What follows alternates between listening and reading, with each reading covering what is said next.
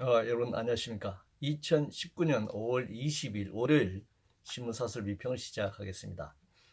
먼저 독재 논쟁과 관련된 사설입니다. 문화일보는 일각의 극단 주장 빌미로 독재 후에 공격 부적절했다라는 제목의 사설에서 문재인 대통령이 독재제 후회가 아니라면 5.18을 다르게 볼 수 없다는 그런 내용에 대해서 발언에 대해서 전체적으로 자유한국당을 겨냥했다는 평가다 이렇게 지적하고 있습니다. 역사적으로 정치사상적 민주주의를 압살하는 데는 군사독재뿐만이 아니라 민간 독재도 있었죠. 우리나라의 경우에는 이승만, 박정희, 전두환 정권을 이용해서 독재 정권이 계속되었습니다. 그런데 지금은 이 자본독재의 시대죠. 노무현 대통령은 권력이 시장으로 넘어갔다. 뭐 이런 얘기도 한 바가 있습니다만 재벌 대기업을 앞세운 경제 운용, 한국 경제의 성장의 견인차가 재벌이다, 재벌 대기업이다. 이런 전제에서 이 국가가 자본 독재를 인정하고 그 재벌 대기업, 특히 글로벌 기업과 결합하고 있는 재벌 대기업의 그런 하부 기구로서 정부가 전락하고 있는 것, 그것이 바로 자본 독재의 전형적인 모습이다. 과거의 군사독재 정권에 대해서는 비판하면서 현재의 자본독재에 대해서는 전혀 생각하지 않거나 비판하지 않거나 하는 것 또한 문제다 이렇게 얘기할 수 있습니다. 재정과 관련해서 조선일보는 야당 때 중시 재정 건전성 대통령 되더니 노골적 무시라는 제목의 사설에서 문재인 대통령이 지난주 국가재정전략회의에서 재정의 과감한 역할을 주문하면서 기획재정부의 국내 총생산 대비 국가 채무 비율 40%가 마지노선이라는 근거가 뭐냐 이렇게 물었다는 겁니다. GDP 대비 재정 건전성 기준이라는 게 사실 수치로 있는 것은 없죠. 외국과 비교할 수도 있고 한국 경제가 감내할 수 있는 상식선에 대해서도 여러 가지 논란이 있을 수 있습니다. 재정 건전성의 지향을 말하려면 당연히 국가 부채를 줄여야 하는 것이죠. 그것이 재정 건전성의 목표가 되어야 할 것입니다. 이를 위해서는 긴축 재정으로 절약하는 방법이 있을 수 있습니다. 부채를 줄일 수가 있겠죠. 그러나 최선의 지출을 통한 재정 건전성, 사실 국가가 전혀 재정을 지출하지 않고 전부 부채를 갚는 데만 쓴다. 이렇게 하면 재정 운영이 안 되는 것이잖아요. 그런 경우에 우리가 필요한 재정을 확보하기 위해서는 조세 부담을 높이지 않고서는 이런 국가 부채를 감당할 수 없다 이렇게 생각합니다. 청와대 관련해서 조선일보는 신임 청와대 법무비서관 언행 중 어떤 거짓말이라는 제목의 사설에서 김 비서관은 내정서를 보도한 언론을 상대로 그야말로 오보, 인권법 모임을 폄훼하려는 의도라고 주장했는데 그래놓고선 로펌 변호사가 된 지 석 달 만에 청와대 법무비서관을 갔다라면서 비판하고 있습니다. 뭐 그 말을 할 때까지는 내정이 안 됐거나 내정 사실을 비밀로 해야 할 이유가 있었겠죠. 그러나 이런 정도의 얘기를 했기 때문에 자신이 한 말에 대해서 정치적인 책임을 져야 할 것이다 이렇게 얘기할 수 있습니다. 고용 관련해서 지난해 취업자 증가가 9만 7천 명인데 올해는 2월에 26만 명, 3월에 25만 명, 4월에 17만 명이다 이렇게 정부가 발표했죠. 이에 대해서 중앙일보는 오직 정부만 고용 개선 중이라고 외친다. 조선일보는 일본의 대졸자 취업률 97%, 고용 참사 청와대는 자화자찬이다 라는 제목의 사설에서 실업자 수가 19년 만에 가장 많은 124만 명이고 청년 체감 실업률이 25% 넘는 최악의 고용 통계는 외면하고 이렇게 취업자 증가 수치만 발표하고 있다 이렇게 비판하고 있습니다. 동아일보는 대졸 실업자 60만, 노동시장 개혁 없인 청년 일자리도 없을 것이다 이렇게 주장하고 있습니다. 그래서 통계는 정치고 통계는 마술이죠. 어떤 통계 수치를 말하는가 아니면 같은 수치를 어떻게 해석하는가에 따라서 달라집니다. 정치적으로 자신이 유리한 통계만 사용하는 것이 일반적으로 권력의 속성입니다. 고용은 현실적으로 어려운 상황이죠. 정책 시행 효과가 나타나는 시기에 따라 어느 정권에게 책임을 물을 것인가의 입장이 달라집니다. 지금 문재인 정부 2년의 정책 결과가 지금 고용 상황이다. 고용 참사로 나타났다. 이렇게 볼 수도 있고 아니면 지금 고용 참사는 이명박 박근혜 정권의 정책 시행의 결과가 효과가 지금 나타난 것이다. 이렇게 볼 수도 있는 것입니다. 그러니까 논란이 계속될 수밖에 없는 거죠. 그런데 이 논쟁에서 빠지는 부분이 이 자본주의 체제 자체가 가지고 있는 문제, 자본주의 체제 자체가 기본적으로 실업을 발생시킬 수밖에 없는 고용 불안과 실업을 발생시킬 수밖에 없는 체제의 이 본래적 원인에 대해서는 지금 얘기하지 않고 있기 때문에 이 논쟁과 관련해서도 자본주의 체제를 어떻게 볼 것이냐에 따라서 입장이 달라질 수 있다, 이렇게 얘기할 수 있습니다. 막말 관련해서 중앙일보는 한센병, 사이코패스, 괴물, 정옥희는 막말 정치라는 제목의 사설에서 공론 오염시키는 자극적인 정치인의 입을 지적하고 있고, 반드시 기억했다가 선거 때 엄중 심판해야 되게 주장하고 있습니다. 막장 정치는 막말이 나오기 마련입니다. 선거에서 심판을 해야 한다고 말하지만 막말을 통한 선거 전략도 있지 않습니까? 심판한다는 것은 그렇게 쉬운 일이 아닙니다. 진영의 논리에 갇히면 막말로조차 자신들의 정당한 주장이 되곤 하죠.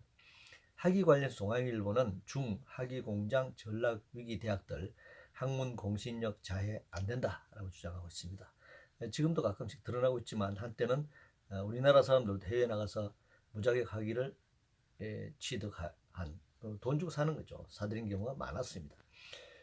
지금 뭐 전 세계적으로 그렇겠지만 학위도 인플레되고 자본주의 물들어서 상업화되고 있습니다. 학위가 상품이 되는 세상을 우리가 살고 있습니다. 정교조 관련해서 동아일보는 정교조 30주년 이념 편향 자성 없이 정치 투쟁만 외칠 건가라고 비판하고 있는데, 정교조를 이념적인 단체로 비판하는 동아일보류도 그들의 이념에 따른 것이죠. 그들의 이념적 프리즘으로 정교조를 보는 것입니다. 노동조합이 이념이 없다면 생명이 없는 단체일 뿐입니다. 정교조가 이념 편향에 사로잡히도 주장하는 동아일보 역시 그들의 편향성을 드러내는 것이고, 정교조와 이념적으로 먼 거리 있다라고 하는 것을 얘기할 뿐입니다.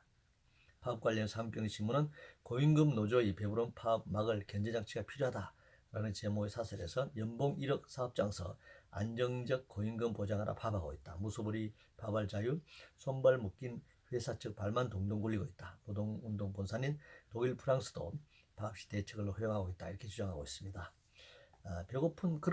배부른 파업을 비판하면 배고픈 노동의 파업을 과연 한경신문이 찬성하는가? 그렇지 않을 거라고 생각합니다. 그리고 배부른 파업의 기준이 뭔가 묻지 않을 수 없습니다. 파업의 목적이 단순히 임금에만 달리지 않습니다. 파업은 여러 가지 임금과 단체 협상 과정에서 노사 간의 이해가 불일치할 경우에 노동조합이 헌법과 노동법이 보장한 파업권을 행사할 수 있는 것입니다. 만약에 임금을 1억 연봉 이런 기준으로 파업을 할 수 있다 없다라고 얘기한다면 외국의 엄청난 수백억을 받는 연봉을 받는 프로 스포츠 선수들이 파업을 하는 경우를 어떻게 설명할 것인지 묻고 싶네요. 한국전쟁 시기에도 노동자들은 노사간 입장 차이로 파업을 했습니다. 억대 연봉을 비교할 때도 그냥 억대 연봉이 아니라 시간당 임금 단가를 놓고 말해야 객관적인 수치가 되는 것이고, 그들의 연간 시간, 파업을 만 강조할 것이 아니라 연간 파업 시간이 어떻게 되는가, 연간 노동 시간 빼기 파업 시간을 뺐을 때 일하는 노동 시간이 독일이나 프랑스와 비교했을 때 어떻게 되는가, 이것을 비교해야 합니다. 한국의 대기업 특히 특정 자동차 노조가 계속 파업한다, 연간 매년 파업한다, 이렇게 얘기를 하는데, 그 노동자들의 연간 파업 시간을 총노동 시간을 뺐을 때 실제 일하는 시간과 독일, 프랑스 노동자들의 자동차 공장 노동자들의 총노동 시간 비교한다면 한국의 자동차 공장 노동자들의 노동 시간이 훨씬 길다라고 하는 것을 알 수 있습니다. 기술개발 관련해서 한경신문은 무역전쟁으로 가속화하는 중국 첨단 기술개발 대비 서둘러야 한다는 제목의 사설에서 무역 전쟁이 미국 의도와 달리 중국 기업들의 기술개발 가속화로 이어진다면 국내 기업 경쟁력에 심대한 타격을 줄 것이다. 중국이 미국 압박으로 독자적인 기술개발에 나선다면 한국 기업들이 손 놓고 있겠습니까? 자체적으로 생존을 위해서 당연히 기술개발에 나설 수밖에 없고, 지금 엄청난 사내 유보금을 부의 축적이라든가 경영권 방어에만 급급할 것이 아니라 당연히 기술개발에 R&D 투자해야 되겠죠. 남북 교류 관련해서 한국경제신문은 대북 인도적 지원에도 시기와 상황을 고려해야 한다 이렇게 주장하고 있습니다. 뭐 인도적 지원 반대한다는 얘기죠. 문화일보는 원전의 약탈 수단 운운한 북한 이래도 식량 지원할 건가 이렇게 논란이 되고 있습니다. 북한이 그냥 뭐 시혜적으로 식량 받지 않겠다 그런 주장을 지금 하는 것이죠. 인도적 지원조차 지금 정치화되고 있는 상황입니다. 결국 정상적인 남북 교류로 이걸 해결할 수밖에 없습니다. 미국이나 유엔 결의 눈치 보지 말고 남북이 필요한 물자를 주고받는 경제 교류에 적극적으로 나서야 한다. 그래서 퍼주기니 뭐니 논란이 없어야 된다는 것이죠. 서로 주고받아야 한다라고 생각합니다. 재벌 관련해서 매일경제신문은 젊은 총수들의 시대 글로벌 초인류 향한 혁신을 기대한다 이렇게 주장하고 있습니다. 재벌 해체는커녕 재벌 개혁도 안 된 상태에서 재벌 승계를 정당화하려는 술책이죠. 재벌 대기업은 사실 국민 기업입니다. 그런데 특정인들이 대를 이어가면서 부를 독점하는 것은 안 되는 것입니다. 이걸 정당화하는 것이 이 젊은 총수들의 시대 운운하는 이런 주장이죠. 환율 관련해서 매일경제신문은 1200원 근접한 환율 한국경제 취약성 드러낸 것 아닌가라는 제목의 사설에서 미중 무역 분쟁 장기화, 원화 가치 등락이 중국 위안화 변동과 밀접하게 연동되고 있다. 경상수지는 3월까지 83개월 연속 흑자를 기록했지만 4월에는 적자 전환이 가능성이 있다. 민간 합동으로 미중 무역 전쟁에 대처할 대책을 놓고 이를 바탕으로 금융시장 불안도 진정시켜 나가야 한다 이렇게 주장하고 있습니다. 1997년 말 IMF 연위기 당시에도 경제 하부조가 문제가 없었습니다. 그러나 미국과 일본이 달러를 단시간에 유출시킴으로써 빼나감으로써 한국 경제에 유동성 위기가 왔고 결국 총체적인 경제 위기에 빠지게 되었습니다.